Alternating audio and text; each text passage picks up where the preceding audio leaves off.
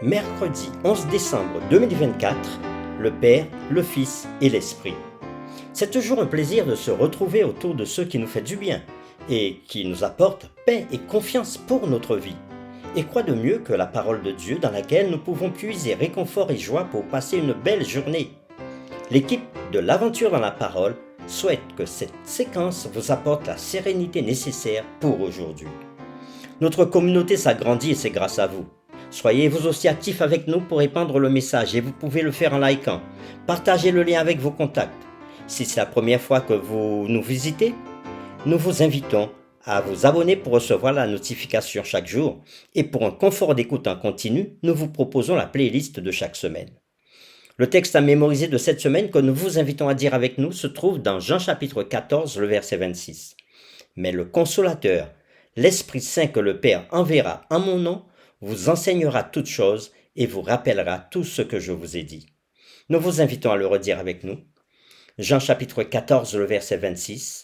Mais le consolateur, l'Esprit Saint que le Père enverra en mon nom, vous enseignera toutes choses et vous rappellera tout ce que je vous ai dit. Quel genre de relation entretiennent les membres de la Trinité? Pourquoi est-il important pour nous de connaître le Père, le Fils et le Saint-Esprit?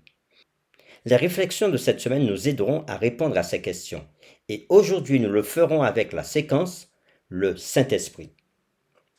Le Saint-Esprit n'est pas aussi proéminent dans l'évangile de Jean que le Père et le Fils. Toutefois, son rôle est crucial pour le succès de la mission de Jésus.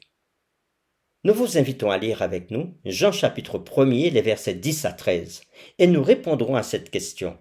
Que nous enseigne ce texte sur l'importance de l'Esprit Saint pour la conversion? Nous lisons Jean chapitre 1er, les versets 10 à 13. Elle était dans le monde, et le monde a été fait par elle, et le monde ne l'a point connue. Elle est venue chez les siens, et les siens ne l'ont point reçue. Mais à tous ceux qui l'ont reçue, à ceux qui croient en son nom, elle a donné le pouvoir de devenir enfants de Dieu, lesquels sont nés, non du sang, ni de la volonté de la chair, ni de la volonté de l'homme, mais de Dieu. Après avoir lu ce texte, Jean chapitre 1er, verset 10 à 13, nous répondons à cette question que nous enseigne ce texte sur l'importance de l'Esprit Saint pour la conversion. Dans le premier chapitre de Jean lui-même, nous pouvons voir à quel point le rôle du Saint-Esprit est central.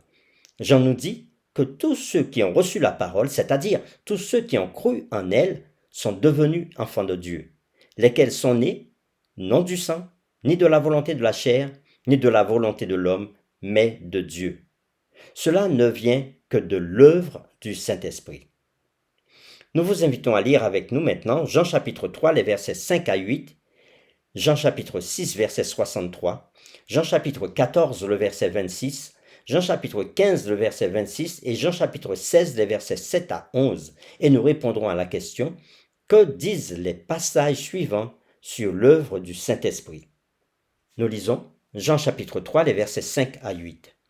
Jésus répondit, « en vérité, je te le dis, si un homme ne naît d'eau et d'esprit, il ne peut entrer dans le royaume de Dieu.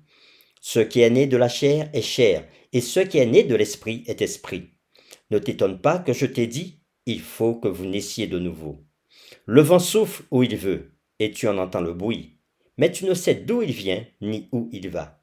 Il en est ainsi de tout homme est né de l'esprit. » Nous lisons maintenant Jean chapitre 6, le verset 63.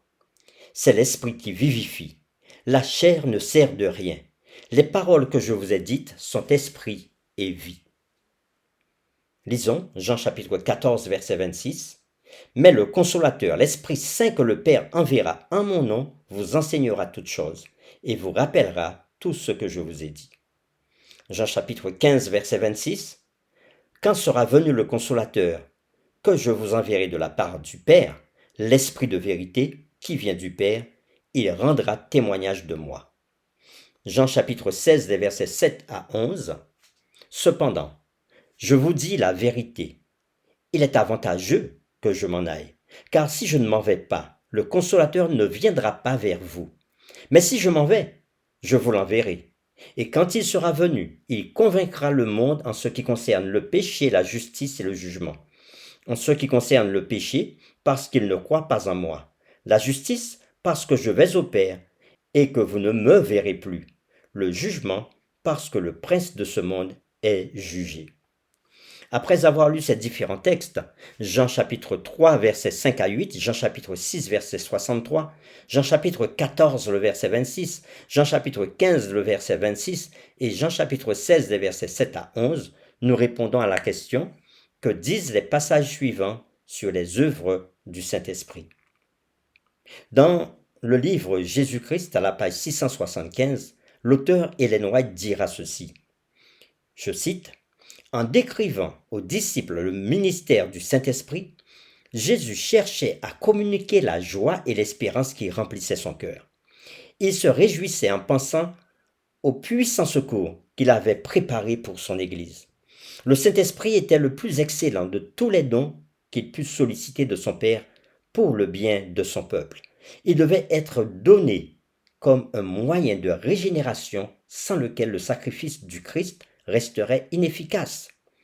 Le pouvoir du mal était allé grandissant pendant des siècles, et les hommes se soumettaient à cette captivité diabolique avec une docilité étonnante.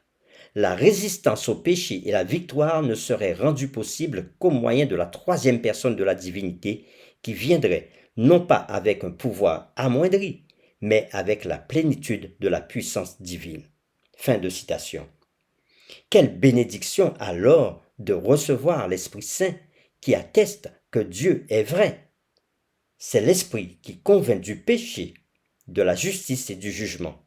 Par conséquent, la clé pour que nous sachions ce qui est juste, ce qui est vrai, ce qui est bon, est la soumission de notre raison et de nos expériences de vie à la parole de Dieu par la puissance convaincante du Saint-Esprit.